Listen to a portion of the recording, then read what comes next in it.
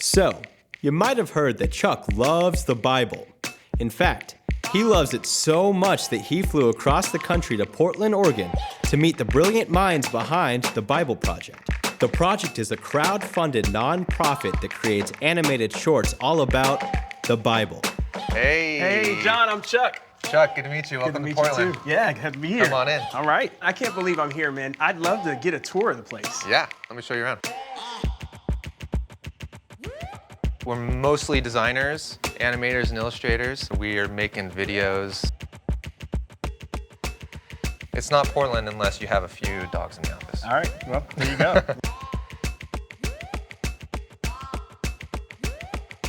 Is that a bird? Oh my gosh.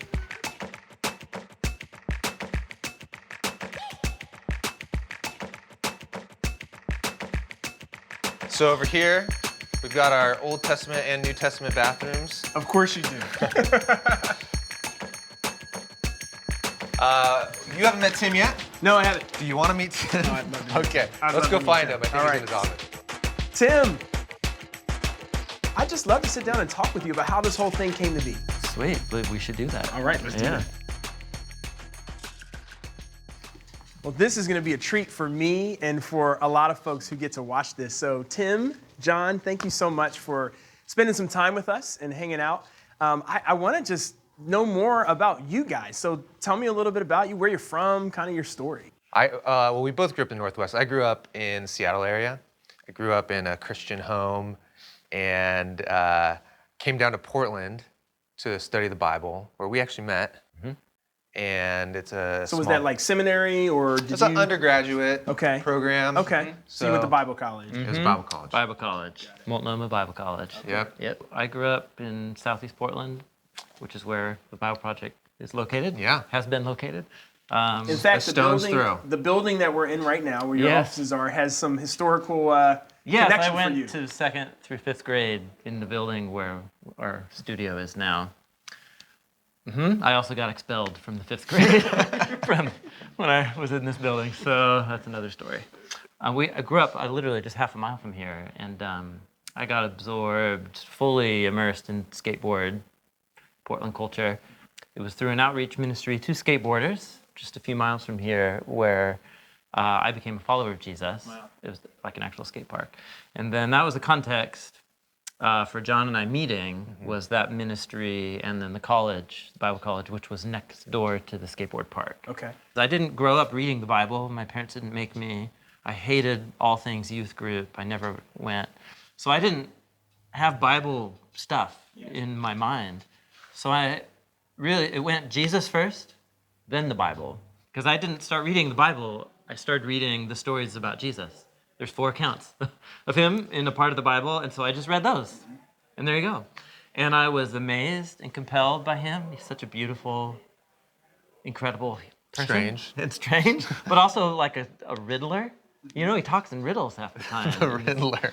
Right? Yeah, it's hard to understand, and it seems like it's on purpose. And then, half the times, the strange stuff coming out of his mouth assumes that you know what's in the rest of this book. Yeah. And he's not trying to teach you about the rest of the book. He just assumes that you've internalized all of it and will use it to understand what he's saying or doing. Then it became crystal clear to me, like Jesus, I'm reading like the 3rd act of a play. And I have no clue what the first 2 acts are about. Just like you would never watch the 3rd installment of a trilogy without ever thinking about the first ones. You know, I'm almost embarrassed to say this, but I grew up in church.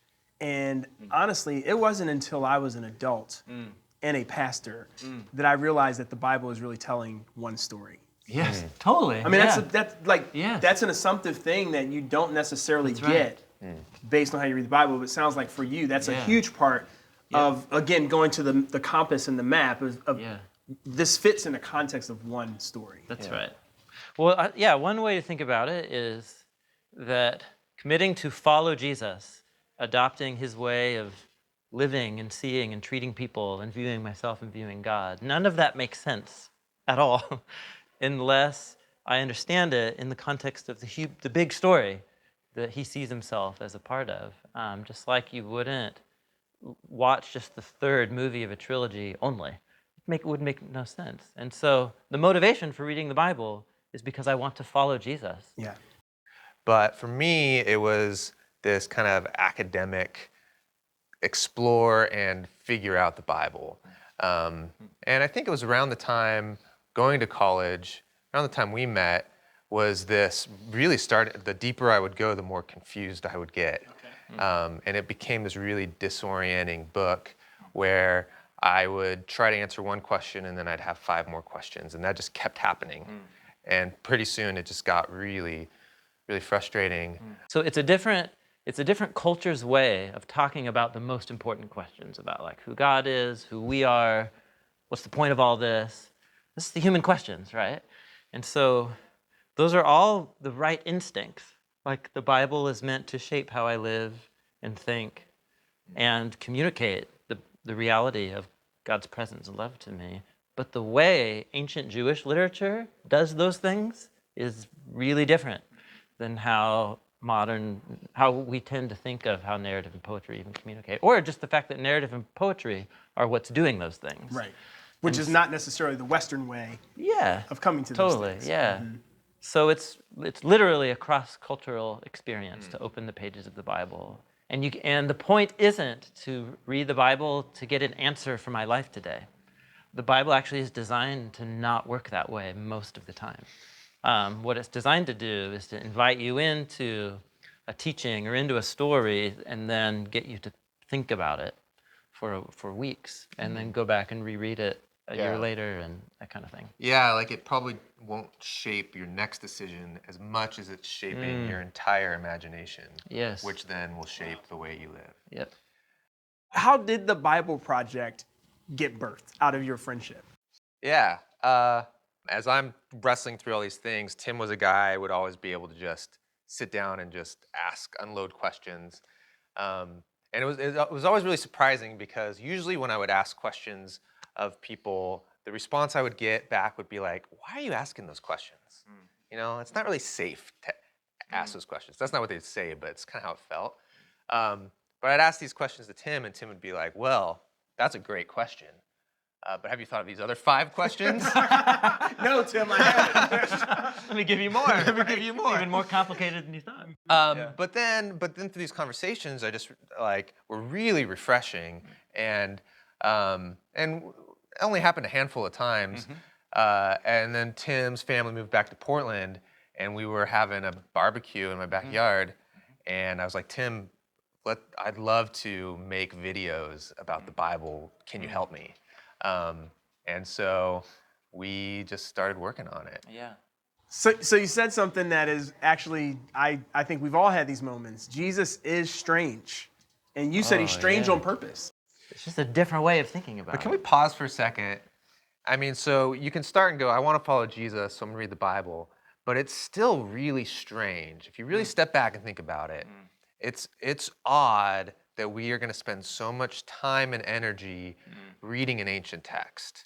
Like if we've talked about before, like if I had a friend come to me and say, I just had this amazing religious experience, and now I'm going to spend the rest of my life studying ancient Egyptian like hieroglyphics, and you just be like, all right, man, that sounds cool. Have fun. So there's something fundamentally. That's how Christians come across to their coworkers. You're right. Friends and family. You're right. I think it's okay to step back and just be like, that's not normal. Yes. And it's not going to be it's not going to be easy, and it's not going to be but it's not going to be boring. You know, it is opening up this entire new realm of how these ancient people were thinking and wrestling through the same questions we have, but in the literary medium that they had. So this is what we have as Christians. We're people of this book. Yeah. And because we're people of Jesus, and Jesus said, "You know me through these texts." Yeah. Yeah. I mean, it's just no two ways about it. Yeah. Yeah, there it is. Yeah, so if you're going to start reading the Bible, oftentimes you'll go to the first page of the Bible and you'll go from there. And what's difficult is you're reading about a talking snake. Yeah. You're reading about... Can't pronounce half the names. So, I mean, it feels very just like, this is not the kind of literature I'm used to reading, and how am I supposed to understand this? And then if you plow through, you can make it through that. That's only like 11 chapters. You're good. You plow through, and now you're getting to all these stories of just one family, like 4 generations of this family. And then, but you make it that far, and now you're starting to read about blueprints of ancient temples, and you're reading purity laws, and you're gonna give up. At that point, like you're done. You do need to understand that it's part of one That's right. story and know where you are. Every individual part is actually assuming you kind of get the whole thing and understand how this part fits in. Yeah.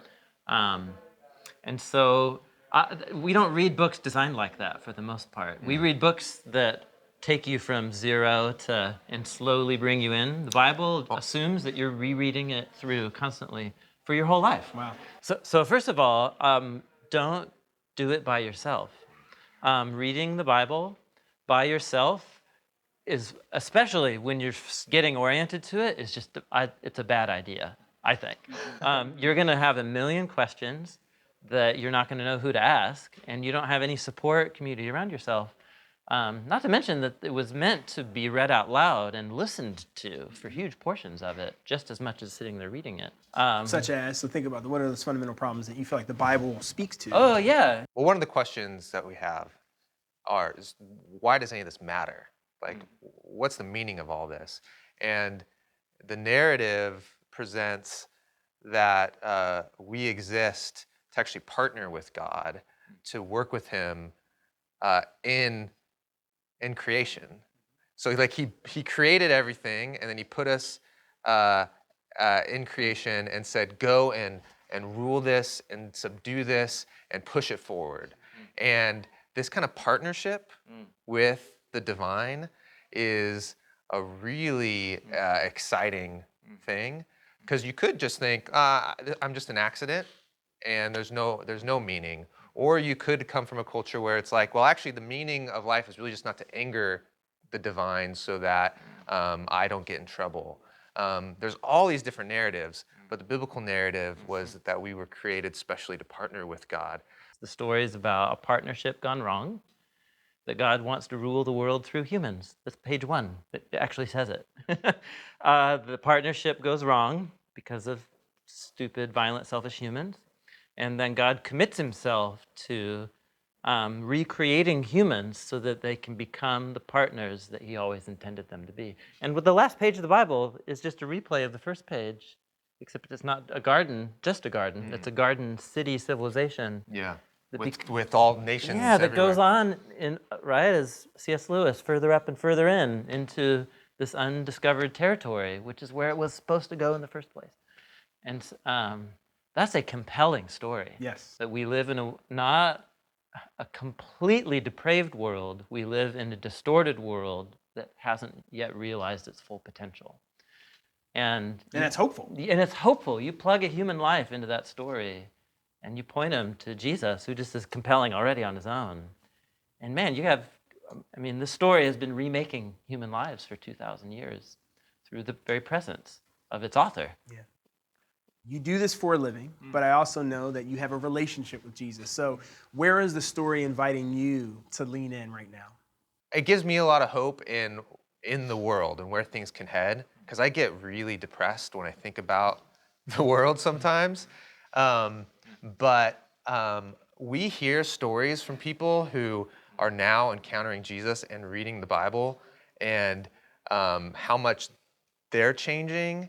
And you just can kind of see this ripple effect that's, been going on for thousands of years of this countercultural movement of people deciding they're going to live a different narrative.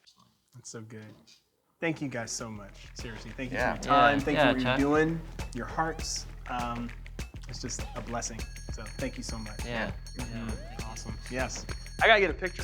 Get you guys in here. This way or this There you go. Okay. All right, you ready? 1, 2, 3.